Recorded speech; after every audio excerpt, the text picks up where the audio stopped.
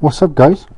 Mr. Lee Redmond here with episode number 2 of the World Domination, or the What the Was I Thinking series.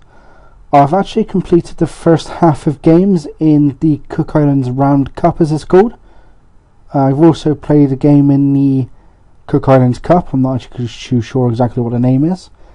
So we'll go into details in a second. First things first, we'll go into transfers, because I'm not actually too sure if I actually sold anyone, to be fair, or if I bought anyone. Let's have a look. Oh, one person.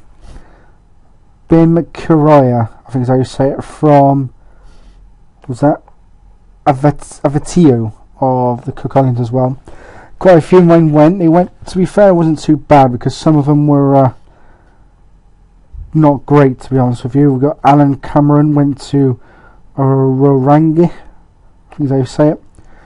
Brett Gibson went to Takuvin. Tatu Manyari went to Avatil. Benjamin Chari to Tikaveka, as I say it. Eric Newman went to Arangi. Logesh Chandra went to Takuvin, and Remy Waring went to Avatil. Just have a look at the squad a second. Newman. Oh, that's alright. Because I thought I had a player actually that scored a few goals for me. That's Alan Newman. So I wasn't before I'd sold him, unfortunately. The problem we've got is that the whole of the Cook Islands, for obvious reasons, is amateur. So there's not really a transfer window. You can sell players whenever you want, which is a bit of a problem. So we'll just have a quick look of our finances. So as you can see, I've got £7,000 in the bank, and they expect me to have 21,000 by the end of the season. Surprisingly, I've got a sponsor, a 2-year main kit sponsor of £6,000 a season. So that's actually not bad. And it turns out, guys, I've actually done pretty well getting Matavera. When the odds were announced for the Cook Islands Round Cup, I was actually one of the favourites for it, which is quite interesting to say the least, because I wasn't expecting that. I've obviously never heard of any of these. I thought the favourites would have been a team called this Tupapa, because they were actually reigning champions. As you can see, it's not gone too badly. It didn't end very well with those 2 defeats there, but we'll go into the details now. So we lost to our reserves somehow, 2-0 in a friendly. Turned out some decent players in the reserves, which I had not actually noticed. I went to Nikeo and beat them 3-1 in the first game. Apologies for any of the pronunciations for these players, guys. This is one thing I'm going to quite enjoy, or really struggle with. Justin Shepherd, yeah, that's easy. Tautu Manri, I think that's how you say it, Manarai or something, put me 1-0 up in the first minute. Benjamin Charlie then doubled the lead in the 5th minute. Justin Shepherd pulled one back for Nikeo in the 7th, but Adam McDonald put us 3-1 in front just before the half hour. There's no goals in the second half, but a Michael Morari was injured for Nikeo with about 15 minutes to go. 9 shots to 4 in their favour. We had 3 each on target, and they had 51% possession. I then lost 2-0 in the Cook Islands Cup to Avatil. A Clive Tanga in the 17th minute, and Eddie Tobia on the half hour put Avatil 2-0 up to give them passage through to the semi-finals. It turns out there's no lower divisions in the Cook Islands, so the 7 teams in the Round Cup actually go and contest the cup as well. So we basically went out in the first round, which is also known as the quarterfinals. It was 7 shots to 4 in Avatil's favour. They had 5 on target to my 2, and 51% possession. 2 seconds, guys. I will be right back. Okay, then, guys, I'm back. Let's go to the next game. We drew 1-1 in the Round Cup to Tiki Kaveka, I think is how you say it. David Nagumteo put them 1 up in the 17th minute, and we did go in at half time 1-0 down. However, Benjamin Charlie equalised just 8 minutes into the second half to give us a 1-1 draw, as we weren't able to take any more chances. It's 10 shots to 2 in my favour. I had 3 on target to their 1, with 62% possession. I then lost my first league game 3-1 at the Cook Islands reigning champions Tupapa. They took the lead just in added on time of the first half to go 1-0 in front. But Alan Newman pulled us level with just 12 minutes to go. However, we weren't able to hold on as a Dwayne Gukov Silva goal with 3 minutes to go, and then Thierry Leon in added on time gave Papa the 3-1 win. 17 shots to 11 in their favour, 9 on target to my 3, and I had 52% possession. Thankfully, we went on a bit of a run after this. We won 4-0 at Oranga. A Tukara Nagometa goal put us 1 up in the 37th minute. Benjamin Charlie then made it 2 in the 39th. 10 minutes later, 4 minutes into the second half, he got his second to give us a 3-0 lead. And with just 10 minutes to go, he rounded off his hat-trick to give us a 4-0 win. 7 shots to 4 in my favour. I had 5 on target to their none, and they had 53% possession. We then won 1-0 at home to Avetio, who beat us in the cup. Benjamin Charlie in the 45th minute giving us the goal that gave us revenge. 8 shots to 7 in their favour. They had 4 on target to my 3. And they had 56% possession. We then drew 1-1 against Tacovain. Nagamateo put us 1 up in the 19th minute. However, Barnabas and Joy equalised with just 18 minutes to go to give him a point. Oops. Oh my god. There we go. 7 shots to 3 in my favour. I had 4 on target to their 1 and 56% possession. I then followed that up with a 3-1 win at Matavera. Manu Tuatsu put us 1-0 up in the 8th minute. Alan Nunan then put us 2-0 up in the 58th. 10 minutes later, James Curvin made it 2-1. But just 5 minutes after that, a Peter Taylor own goal gave us the 3rd goal of the game and a 3-1 win. 9 shots to 5 in my favour. I had 5 on target to their 2 and 55% possession. We then drew 1-1 at home to Nikeo. Ion Victor put them 1 up after just 10 minutes. However, Taku Samuel equalised just on the strike of half time to give us a point. 7 shots to 6 in my favour. I had 3 on target to their 2 with 57% possession. Then had a second home draw against Tupapu. Alan Nunan in the 52nd minute gave us the lead, but right on the stroke of full time, Gustav Tatova made it 1-1 to give us our second draw and our second 1-1 draw in a row. 9 shots to 5 in my favour. I had 4 on target to their 2, and it's 55% possession. We then followed that up with a 2-1 win at Avetio.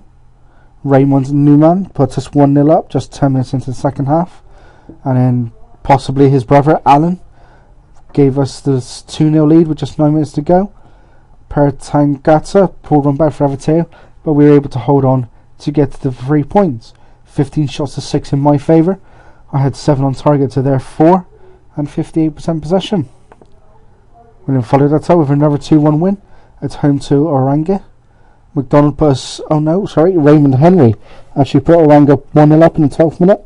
Just 6 minutes later, Adam McDonald made it 1-1, and then in the second half with just 20 minutes to go, Takara Nagometa made it 2-1 to give us the 3 points.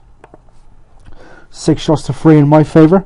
I had 3 on target to their 1, and there's 50% possession each. We then drew 0-0 against Tacovain. No injuries, no yellow cards or anything. 7 shots to 4 in my favour. I had 1 on target to their none, 56% possession. We then suffered our first defeat in 9 games.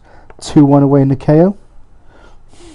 John Paul Tiatatati, oh bloody hell, that's a name, put Nikeo 1-0 up with the penny, just 5 minutes to go. In the second half, 3 minutes after the hour mark, Nagometa made it 1-1, but Conrad Piri put 2-1 up just 6 minutes later to give him the win. 12 shots to 11 in my favour. We had 6 shots on target each, and 56 possession went my way. I then bounced back from that to win 2-1 at home to Tikavir. Alan Nunan put us 1-0 up in the 7th minute. 2 minutes after the second half started, he made it 2-0. Andrew Hosking made it 2-1 just 5 minutes after that, but we were able to hold on to take the 3 points. 11 shots to 6 in my favour. I had 6 on target to their 2 and 52% possession. Last game of the round was a 3-1 defeat to Ep2. Megameto put us 1-0 up in the 53rd minute, but Clive Tanga equalised for them just 8 minutes later. 12 minutes after that, he doubled his tally to put them 2-1 up, and then just 9 minutes after that, Viveci Samania made it 3 to give them the 3 points. 11 shots to 10 in their favour. They had 5 on target to my 3, and I had 52% possession. So yeah, it's not a bad start. We've drawn 1, 2, 3, 4 games, lost 3 and won 8. No, got that completely wrong. 1-7, drawn 5, lost 3 even. And I'm in 3rd place, just 4 points behind Nikeo. Unfortunately, Nikeo do have a game in hand. Due to there being 7 teams, at least one team will not play, which is kind of a pain in the butt, but it's not too bad. So you've got Nikeo on 30, to Papa on 29, me on 26, and Ep2 on 25. And then you've got Takavane, Tekaveka, and Arangi at the bottom 3. Arangi who are yet to actually win a game. In the cup, I unfortunately went out 2-0 to Vateo. Orangi beat Tikaveka and Tukavane beat Nikeo for the semi-final place. Vateo will play Tikavane and Tupapa will play Orangi. Now, we're going to have a look at the O League, as it's known, or the Oceanian League, Champions League, because I believe the actual winners of the Cook Islands Cup will qualify will take the spot in the O League, because you can see here, what's even more interesting is we actually start in a preliminary round, which, as you can see here, is Ep2. Kulafau of Tonga won the group, with Kanika of the American Samoa, then Ep2 third, and Kiwi from Samoa fourth. They actually drew 2 games against Kiwi and Kulafau, but lost to Kanika in the last game to stop them from going through. So we actually go into a preliminary round, and then it's into the main groups after that. So as you can see, New Zealand have 2 teams, Canterbury and Central, and then Fiji have 2, Ba and Labasa.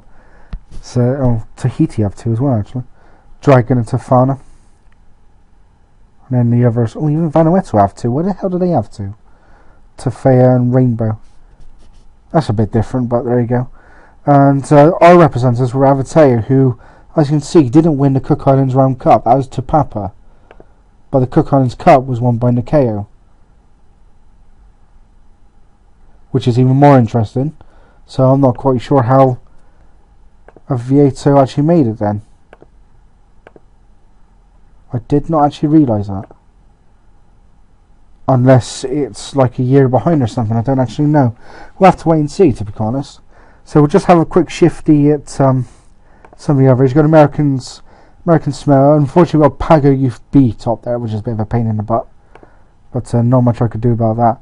Fiji's got Tavleo top.